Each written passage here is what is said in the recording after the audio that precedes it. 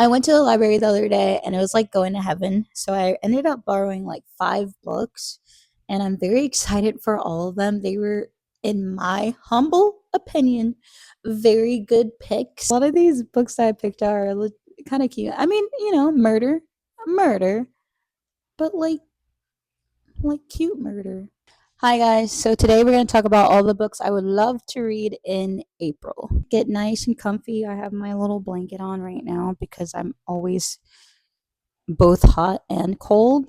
We're going to go over 7 to 8 books, which is very ambitious for me, but here we are. So I'm going to start off with the book that I actually finished last night when I could not fall asleep, and that was Death by Dumpling, which was a normal murder mystery book. This girl who just lost everything, her job, her boyfriend, has to go back and work at her family's business. The guy who owns all of the properties in the area dies. It's about her trying to figure out who did it. I figured it out probably immediately.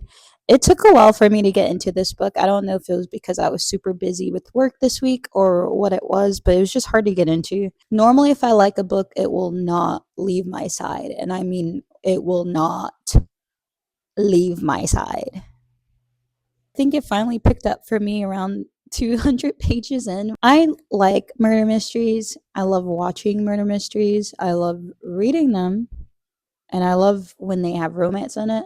This doesn't. It's just a little bit of like, oh, there's a hot detective. And so, I went to the library the other day and it was like going to heaven. So I ended up borrowing like 5 books and I'm very excited for all of them. They were, in my humble opinion, very good picks. The first book is called Automatic Noodle and it's by Annalee Newitz, maybe. I'm not good with names. One sounds so like cute. It's futuristic, but it's cute and cozy at the same time. It's in the future, and there are these group of robots that just booted up, and this is after a war, and they're in San Francisco. And while the community is rebuilding itself, they decide to open up a noodle shop. It just sounded really cute to me. The next book on my list is another murder mystery. It's called A Very Woodsy Murder, and it's by Ellen Byron. I believe this one is about a city girl, who decides to quit her job, go into the woods, build and run a woodsy motel on the mountain. And she's running the business with her first ex husband, who is apparently her best friend. And then someone dies. And so I guess she tries to figure it out. Yay. A lot of these books that I picked are kind of cute. I mean, murder, but like cute murder.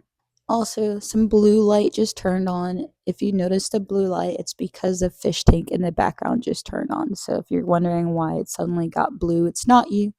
It's me. Book just sounded like a cute murder mystery. Not that murder is cute, but you know what I mean? I like the trope of city person that goes into the country and ends up falling in love. Third book that I got from the library that I'm hoping to read this month is called Direct Descendant, and it's by Tanya Huff. The summary is: generations ago, the founders of the idyllic town of Lake Arjen made a deal with the Dark Force. In exchange for their service, the town would stay prosperous and successful and keep outsiders out. And for generations, it's worked out great until a visitor goes missing and his wealthy family sends a private investigator to find him, and everything abruptly goes sideways. Now, Cassidy Pruitt, town baker and part time servant of the Dark Force, which is apparently a family business, has to contend with a rising army of darkness, a very frustrated town, and a very cute PI who she might just be falling for, and who might just be falling for her. If they can survive their own homegrown apocalypse, they might even just find happiness together. It says queer, cozy, and with a touch of eldritch horror mixed in just for fun. This is a charming love story about a small town baker, a quick-witted PI, and yes, an ancient evil.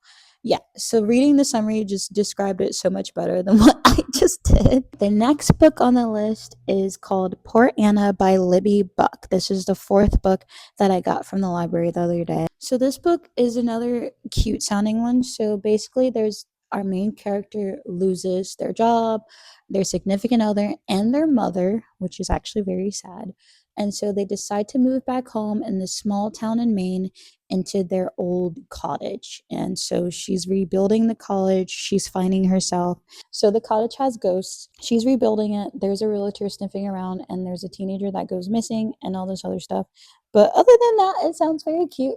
I'm very excited to read this one because I love, again, just small town stuff. Last but definitely not least, it's called Beach Reads and Deadly Deeds, and it's by Allison Brennan. This book is very relatable because every time I go on vacation, I'm constantly reading or crocheting. Our main character is busy taking care of her grandmother and is spending all of her time doing that and taking care of her grandmother's cats. And so, whatever free time she has, she throws into reading. And so, she takes a vacation to a private island, which is how, I guess we'll get there. But she takes a vacation on a private island and is telling herself, oh, I'm going to live life. I'm going to flirt with a bartender. I'm going to just start enjoying myself and living life and not keeping my heads in the books. And then what does she do when she gets there? She starts reading. And so it's it says in the summary, turns out reinventing yourself is easier planned than done. What ends up happening is that someone dies and she decides that she's going to figure it out.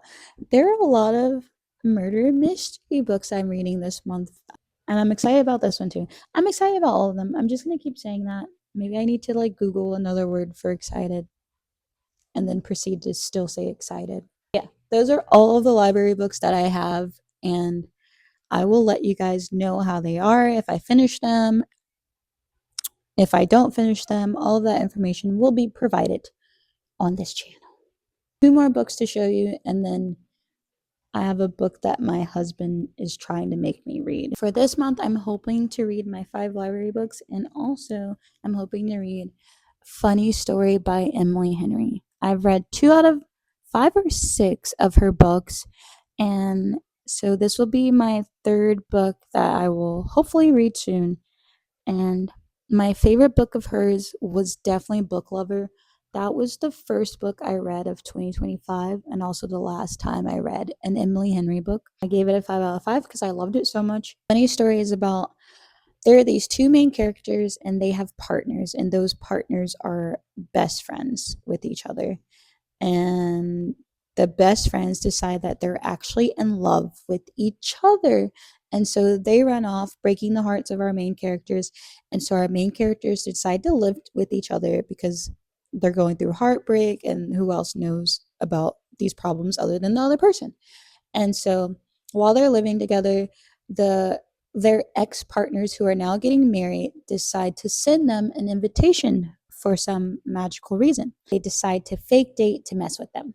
It just sounds very interesting. My last hopeful book is called Most Eligible by Isabel Engel. Engel? Possibly. This one is about a journalist who decides to go undercover on a dating show as one of the contestants to write a good story, I guess. The guy that all the girls are vying for is someone that she's already had an encounter with in the past, a steamy encounter. If you know what I mean. Sounds like a good romance book, and I think this would be the second reality show book I've read this year. This book is right up there, up my alley. Those are the 7 books that I'm hoping to read in April, and I will let you know if I do. I will let you know how these books are. This book is a book that my husband really wants me to read, and so I'm going to show it to you. I don't know if I will because it's a Stephen King book, and I really don't read thrillers, or I really don't read Stephen King books. I love watching scary movies in real life. I've never gotten into reading horror books, not that I've really tried. Every once in a while, I do like to step out of my comfort zone, and I do have a classic book that I would love to try to read. I have a classic book I would love to try to read soon, and that is Jane Eyre. That story that my husband wishes that I would read is called Firestarter, and this is his copy of it, and it the front is torn off, so don't be alarmed. I'm just gonna go in it cold turkey. I'm pretty sure, based off of what little I know, I'm pretty sure there's a girl, there's a daughter, she starts fires. So that is all the books I would love to read in April. I'm about to go drink a hot tea for my throat. I'm hoping that my voice will be fully healed sometime soon. Thank you for watching. If you've lasted this long, I really appreciate it. I'm a very new channel, so if you like it, please like and subscribe, and I will see you next time. Bye.